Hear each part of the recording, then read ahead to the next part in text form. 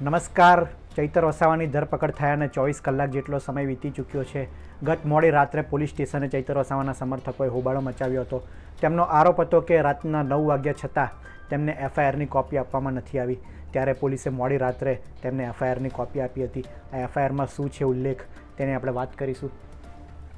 આ એફઆઈઆર છે જ્યાં લખ્યું છે ડેડિયાપાડા પોલીસ સ્ટેશને આ ગુનો અંતર્ગત ભારતીય ન્યાય સંહિતા 2023ની કલમ 109(1), 79, 115(2), 118(1), 351(3), 352, 324(3) મુજબ ચૈતર વસાવા વિરુદ્ધ ગુનો નોંધવામાં આવ્યો છે.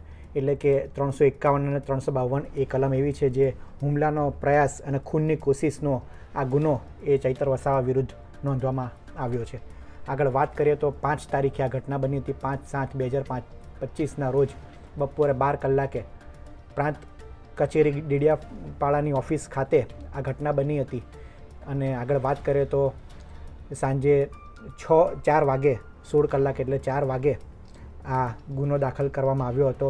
ફરિયાદી જે છે એ સંજયભાઈ રમેશભાઈ વસાવા, તેમણે આ ફરિયાદ નોંધી છે. તેઓ તાલુકા પંચાયતના પ્રમુખ છે ડેડિયાપાડામાં અને ખાબજી ભરાડા ખાતે તેઓ રહે છે.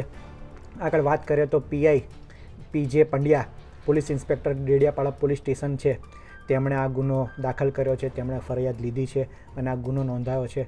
આરોપીનું નામ છે ચૈતર દામજીભાઈ વસાવા, જે ધારાસભ્ય છે ડેડિયાપાડાના નર્મદામાં. હવે આપણે ગુનાની ટૂંકી વાત કરીએ તો ગુનો એ એવી રીતે 5/7/2025ના રોજ બપોરે 12 વાગ્યાના અરસામાં મોજે પ્રાંત કચેરી ડેડિયાપાડા ખાતે પ્રાંત સાહેબની ઓફિસમાં એટીવીટીની મિટિંગ હતી. તે દરમિયાન આ કામના ફરિયાદી તથા સાહેદો તથા આ કામના આરોપી પણ મિટિંગમાં હાજર હોય. તે દરમિયાન આ કામના આરોપી ચૈતર વસાવા ફરિયાદી તથા સાહેદ પ્રાંત અધિકારીને જણાવેલ કે મારા માણસોની એટીવીટીની સભ્યની નિમણૂક કેમ કરવામાં આવેલ નથી અને મારા પાસે નામો કેમ માંગવામાં આવેલ નથી તેમ કહી અચાનક ફરિયાદીને તથા સાહેદ સાગબારા તાલુકા પંચાયતના પ્રમુખ શ્રી ચંપાબેનને ઉગ્ર થઈ ગાળાગાળી કરી સાહેદ મહિલાને અભદ્ર ભાષામાં ના શોભે તેવા શબ્દો બોલતા આ કામના ફરિયાદીએ આરોપીને જણાવેલ કે અત્રે મહિલા પણ છે, આવું વર્તન ના કરાય તેમ કહેતા આરોપી ચૈતર વસાવાએ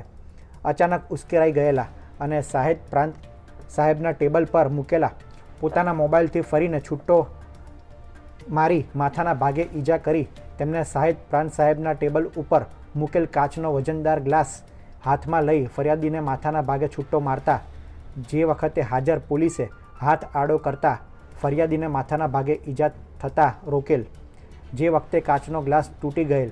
જે તૂટેલા કાચનો ગ્લાસ લઈ ફરિયાદીને મારી નાખવાના ઈરાદે આરોપી ગ્લાસ લઈ ફરિયાદી પાસે જઈ આજે તો તને મારી નાખીશ તેમ કહી તૂટેલો ગ્લાસ ગળાના ભાગે મારવા જતાં ફરિયાદીએ જેમ તેમ કરી પોતાનો બચાવ કરેલ અને આ કામના આરોપીએ પ્રાંત સાહેબની ઓફિસમાં રહેલ ખુરશી તોડી નાખી. ઓફિસની બહાર જતાં ફરિયાદીને કહેલ કે તું ઓફિસથી બહાર નીકળ, હું તને જીવતો નહીં રહેવા દઉં તેવી ધમકી આપી ગુનો કર્યો.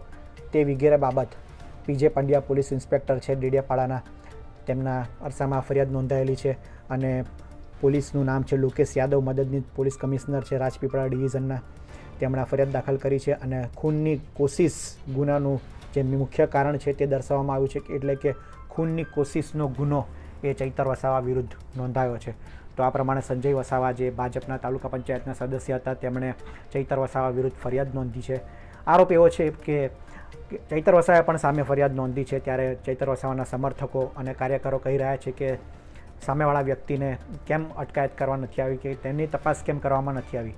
જ્યારે મામલો બંને તરફી હોય ત્યારે ક્યાંક ને ક્યાંક પોલીસ એક તરફી કાર્યવાહી કરતી હોય તે પ્રકારનો આરોપ લાગી રહ્યો છે. આ અંગે આપનું શું કહેવું છે તેમને વિડીયોમાં જરૂર જણાવશો. આ વિડીયોમાં હાલ આટલું જ. ધન્યવાદ.